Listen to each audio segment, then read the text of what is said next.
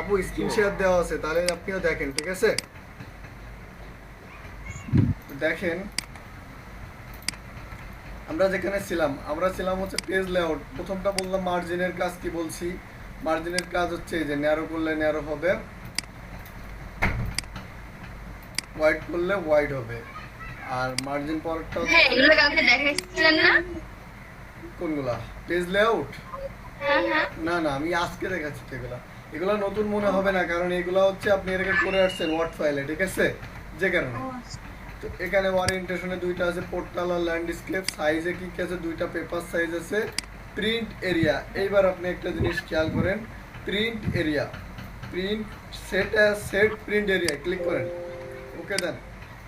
এখানে দেখেন কি হচ্ছে, দেখেন কোনো অপশন আছে? সব উঠে গেছে না?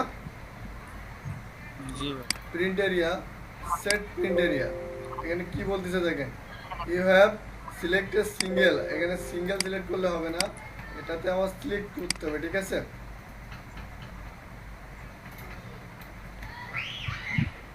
Print area, set print area. এই দেখেন প্রিন্ট এরিয়া আমি সেট করে ফেললাম, আমার এই পর্যন্ত হবে আমার প্রিন্ট এরিয়া। কিন্তু আদৌ আমার প্রিন্ট হবে কোন পর্যন্ত বলেন তো? ওই যে ভাই ইয়েস, কারণ শীটে তো একটা জায়গা থাকে, তাই না? জি এই কারণে আমার বারবার দেখে নিতে হবে যে আসলে আমার কোন পর্যন্ত প্রিন্ট হবে, আমার এই পর্যন্ত শীটটা প্রিন্ট হবে, ওকে? জি ভাই। এখন দেখেন পরেরটা কি আছে, পেজ ব্রেক। ব্রেক আর কি, ব্রেকের কাজ কি আপনারা তো জানেন, আমি আবারও দেখাচ্ছি। আমি চাচ্ছি এর নিচের থেকে একটু ব্রেক হয়ে ভেঙে যাক, অন্য পেজে চলে যাক।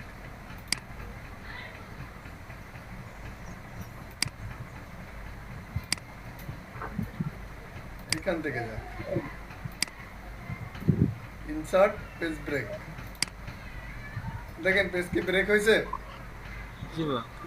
দাগ চলে আসা মানে ব্রেক হয়, এখানে অন্য পেজ দেখেন, এখানে দাগ চলে আসা মানে ব্রেক হয়ে যায়, ওকে? আবার রিমুভ করে দিতে পারবেন, ব্রেকে যে রিমুভ পেজ ব্রেক হ্যাঁ নাই। পরে দেখেন ব্যাকগ্রাউন্ড নামে একটা অপশন আছে, বলেন ব্যাকগ্রাউন্ডে কি দিব? পিকচার দিব? জি ভাই দেন।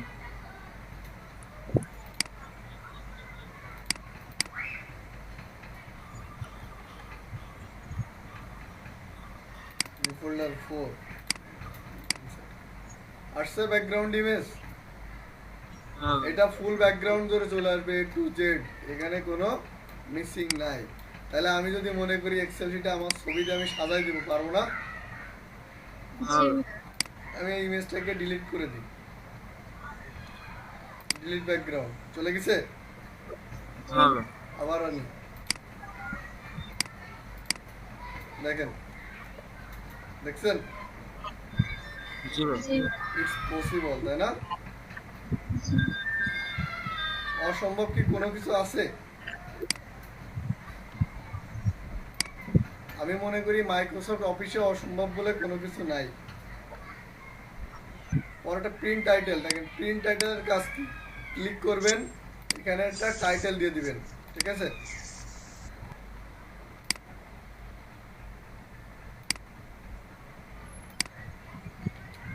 এখানে দিয়ে দিলাম, নাও this document doc is print, ঠিক আছে? হুম। দেওয়ার পরে ওকে, কিছু একটা এখানে দিচ্ছি।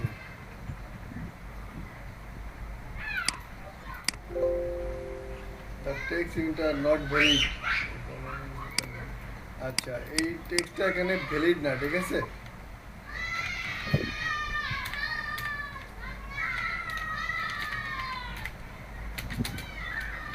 মারামারি হচ্ছে। এখানে কি নিবে তাহলে?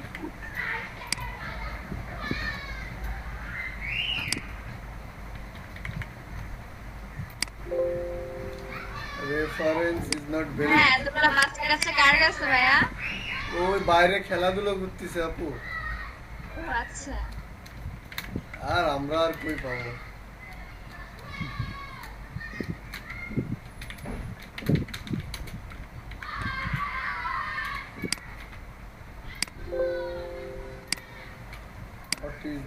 এখানে রেফারেন্স দিচ্ছে না, রেফারেন্স ডিফাইন নাম্বার, এখানে রেফারেন্স ডিফাইন নাম্বার বলতেছে, অথচ এটা কিন্তু এটা শো করতেছে না।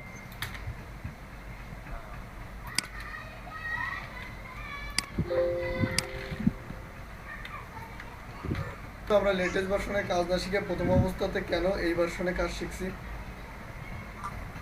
কেন ভাইয়া? দেখি আপনাদের আইডিয়া কেমন। অনেক জায়গায় হয়তো বা হচ্ছে এটাই থাকে সেজন্য নাকি। আমরা কোডিংটা শিখতেছি আগে এই জন্য না। কাছাকাছি আরেকজন বলেন আপু যে কি হইতে পারে, কেন এটা কম হইতে পারে? হ্যাঁ, অনেক অফিসে হয়তো বা এটা আছে সেজন্য এরকম এটাই আপনি যে কোনো অফিসে জব করতে যান না, যদি গভর্নমেন্ট অফিস হয় 2007 তো পাবেনই, 2003ও পাইতে পারেন। হ্যাঁ 2007 তো পাবেনই, তিনও 3ও পাইতে পারেন, কিন্তু 2007 আপনি মাস্ট পাবেন, কারণ 2007টা হচ্ছে খুবই জনপ্রিয় একটা ভার্সন, আর এই ভার্সনে সবাই কাজ করে। ও আচ্ছা। আর লেটেস্ট যেগুলো আছে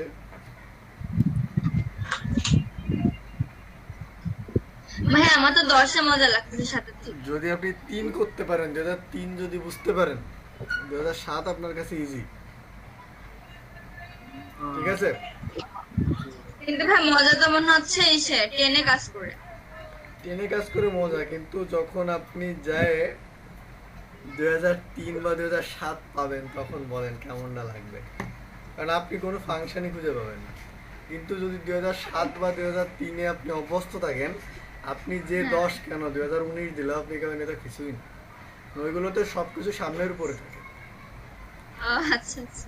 দেখবেন 2019-এ যখন কাজ করবেন, এই যে আমরা ইনসার্টে না, ইনসার্টে যে শেপ টেপ আছে, তো ওইখানে যে দেখবেন এখানে আরো দুটো একটা অপশন বেশি আছে, এই যে চার্টে ক্লিক করলে এই চার্টগুলো আছে না, এইগুলো দেখবেন পরপর এখানে সাজানো আছে, কারণ ওইটাতে কষ্ট কম, ফাংশন সবই এক, কিন্তু ওইগুলাতে সামনে শুধুমাত্র দেওয়া থাকে,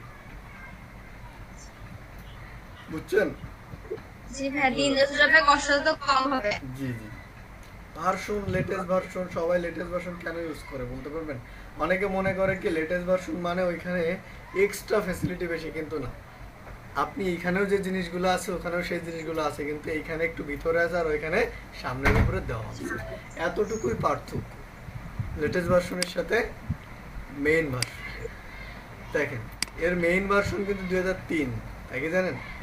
মানে আমরা ইউজ করছি 2003 থেকে, এর আগেও আছে, কিন্তু 2003টা জনপ্রিয় ছিল, এখন 2007টা জনপ্রিয় বেশি, এবং 2007টা মনে হয় না কোনোদিনও মুছে যাবে, বুঝছেন? আমি যখন প্রথম কাজ শিখি, আমি শিখি 2003-এ, মানে মাইক্রোসফট অফিস 2003 ছিল। এখন আমি যেখানে শিখতে যাই সেখানে তো আমাকে 2003 এই দাগটাকে আমরা দিয়েছিলাম তো আসছে, আর এটা হচ্ছে হালকা দাগ, এই হালকা দাগটাকে বলেছে গ্রেডিয়ান। এই দেখেন ভিউটাকে উঠাই দেন, গ্রেডিয়ান দেখেন নাই, ভিউটাকে দেন চলে আসছে। ওকে, হেডিং এর ভিউটাকে উঠাই দেন, দেখেন হেডিং নাই, আবার দেন, এই দেখেন হেডিং চলে আসছে, এই যে এগুলোকে বলেছে হেডিং, বুঝছেন? প্রিন্টে ক্লিক করেন, এই দেখেন প্রিন্ট ভার্সন হয়ে গেছে, দেখছেন? আমি গত একদিন বুঝাইছিলাম যে প্রিন্ট ভার্সন কি জিনিস আর পোর্টেবল ভার্সন কি জিনিস, ওয়ার্ডে মনে আছে? পেপার পরে প্রিন্ট। এবার দেখেন এইখানে যে মনে আছে, এটা কি মনে আছে বলেন তো, এটা কি? এটা হচ্ছে ছবি, এই যে চোখ, যেটা চোখ বন্ধ করে দিবেন সেটা বন্ধ হয়ে যাবে, সিলেকশন। ওকে, পরেরটা দেখেন অ্যালাইন কি, এখানে বাইরে ক্লিক করেন, অ্যালাইন, এখানে শেপ দিতে হবে, শেপের অ্যালাইন করতে হয়, সেম প্রসেসে ইনসার্ট থেকে এটা শেপ নেন, এখন শেপের অ্যালাইন করেন, অ্যালাইন দেখেন এখন অপশনটা ওপেন হয়ে গেছে, দেখছেন? এই যে bring to font, send to back, দেখেন এখানে আপনি বুঝতে পারবেন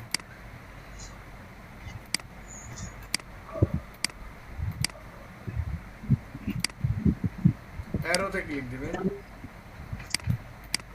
ব্রিং টু ফন্ট মানে কি, এটা উপরে চলে আসবে। এবার এবার আছে send to back. Send to back মানে কি, ওটা পিছনে চলে যাবে। বুঝতে পারছেন?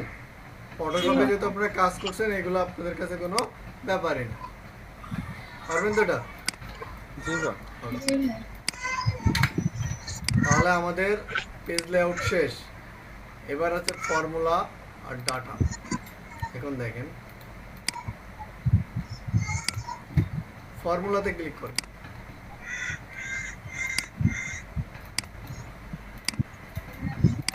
এই যে অটো সাম ফর্মুলা আমি বলছিলাম যে অটো যোগ বিয়োগ গুণ ভাগ হবে। 100 200 300 400 এগুলো যোগ করলে আমি তো এক নজরে বলতে পারবো 4 আর 3 7 আর 2 9 আর 1 1000, তাই তো? কিন্তু আমি এখানে কিভাবে করতে পারি এটাকে, এখানে সিলেকশন করলাম, অটো সামে গেলাম, সাম হয়েছে 1000। জি অটো ভাইয়া। সামে গেলাম এভারেজ, গড় করলাম। অটো সামে গেলাম ম্যাক্সিমাইজ করলাম। এখানে যে মিনি করলাম, মিন মানে এর ভিতরে সর্বোচ্চ কম কোনটা আছে, ঠিক আছে? মিন মানে সর্বোচ্চ কম আর ম্যাক্সিমাম মানে সর্বোচ্চ বেশি। দেখেন এগুলোকে সিলেক্ট করুন। ম্যাক্স সর্বোচ্চ বেশি 400, ওকে। মিন সর্বোচ্চ কম 100। বুঝতে পারছেন? এটা হচ্ছে ফর্মুলা। মোর ফাংশন, মোর ফাংশন কি কি আছে দেখেন এখানে। এখানেও সেম ভাবে আছে, আপনি এক একটা করে অ্যাপ্লাই করে দেখতে পারেন। এই যে SIMF রেঞ্জ, এখানে কোন রেঞ্জ থেকে নেবেন, এই রেঞ্জ থেকে নিব, কোন রেঞ্জ পর্যন্ত দিবেন। সাম রেঞ্জ, এটা দেখেন 0 করে দিছে। এটা হচ্ছে সাম ইফ। ইফ ইলস এর কাজ ওই যে শিখছেন না আপনারা, না আপনারা তো কোডিং করেন না, যারা কোডিং করছে তারা ইফ ইলস এর কাজ জানেন। ইফের কাজ কি আর ইলস এর কাজ কি জানেন? ভাইয়া এটা করছিলাম ইন্টারের সময়, যে আমাদের এসেছিল, ভুলে গেছি এখন। বলেন তো ইফ মানে কি আর রিলস মানে কি? ইফ মানে তো যদি, ইফ মানে যদি, আর রিলস মানে কি জানো? দেখেন জি ভাইয়া। ফর্মুলাটা কিন্তু খুব মজার একটা ফর্মুলা। আমি আরেকবার দেখাই। আমার এখানে মার্ক করা আছে, ঠিক আছে? দেখেন সব মার্ক করা আছে। আমি চাচ্ছি আমি আপনাকে মার্ক করে করে দিচ্ছি আলাদা আলাদা করে। এই পাশের এইগুলা বাদ। আপনার যে লাল কালারগুলো করা আছে, লাল কালারগুলোকে আপনার কি করতে হবে, যোগ করতে হবে। তার সাথে এইগুলোকে আপনার লাল কালারগুলোকে আপনার বিয়োগ করতে হবে, এইগুলোকে আপনার যোগ করতে হবে। আর এইগুলোকে আপনার এই যে কালো কালার যেগুলো আছে এইগুলোকে আপনার গুণ করতে হবে। আর বাকি যে কালারগুলো করে দিচ্ছি এইগুলাকে আপনার কালার ম্যাচ করে যাচ্ছে না, এগুলাকে আপনার ভাগ করতে হবে। এখন কিভাবে পসিবল এটা? ইজিক্যাল টু সাম 5 ব্র্যাকেট শুরু ক্লোজ, বলেন কিভাবে সম্ভব? আপনারা বলবেন, ভিতরে ক্লিক করেন। আমি টাইপ করব। প্রথমে যোগ করব আমি, বলেন যোগ করব কোনগুলোকে বলছি? কোনগুলা ভাই? লালগুলা? এইগুলাকে যোগ করব, সবুজগুলা? সবুজগুলা। তাহলে যোগ একবারে ভাই টান দিলে তো হয়ে যাবে। প্লাস, ভাই টান দেব না, আমরা প্লাস দিয়ে করব, সেটাতে সুবিধা বেশি। প্লাস প্লাস যোগ তো আর নিচে নাই। যোগ আর নাই। এবার আমরা কি করতে যাচ্ছি, বিয়োগ করতে যাচ্ছি। মাইনাস চিহ্ন, মাইনাস চিহ্ন এটা, তারপর প্লাস চিহ্ন দিতে হবে। তারপর প্লাস 4 প্লাস 45, যেগুলো লালগুলা এগুলো সব প্লাস প্লাস হবে। ওকে, এবার আমরা কি তারপরে কি করব, গুণ ভাইয়া? গুণ করব। গুণ চিহ্ন দেন। এবার গুণ চিহ্ন, তারপর এগুলো সিলেক্ট, গুণ চিহ্ন করব, লালগুলোকে আমরা গুণ করব, ওই কালোগুলোকে কালোগুলো এবার প্লাস, সবগুলো শেষে প্লাস। কেন প্লাস দিচ্ছি বুঝছেন? হ্যাঁ এগুলো যোগ করে হচ্ছে বাধা বসে। আচ্ছা, এবার কি করব, ভাগ করব। ভাগ ভাগ চিহ্ন, চিহ্ন। এটা প্লাস, 4 প্লাস বলেন কি করছি দেখেন। প্রথমে কি করছি আমরা, প্রথমে কি করছি, যোগগুলোকে যোগ তো দিয়েছি, এবার বিয়োগ চিহ্ন দিয়েছি একটা, দেওয়ার পরে দেখেন এই যে এখানে যেগুলো আছে এইগুলা যোগ করে এইগুলার সাথে কি হবে, বিয়োগ হবে। আবার গুণ চিহ্ন দিয়েছি, তাহলে এইগুলা গুণ করে কি হবে, এইগুলোর সাথে গুণ হবে। মানে এইটার না সাথে ভাই এগুলা যোগ করে এগুলার সাথে দেখেন, গুণ হবে। এগুলো যোগ করে এটার সাথে প্রথমে বিয়োগ হয়ে যে রেজাল্ট হবে তার সাথে এইগুলো যোগ করে গুণ হবে। হ্যাঁ। এবার এইগুলো গুণ হওয়ার পরে সেটার সাথে এইগুলো যোগ করে কি হচ্ছে, ভাগ হচ্ছে। এটা হচ্ছে ফর্মুলা। এন্টার প্রেস করেন, দেখেন এক ক্লিকে আপনার সব খেলা হবে। শেষ। পারবেন তো এটা? জি জি ভাই ভাইয়া।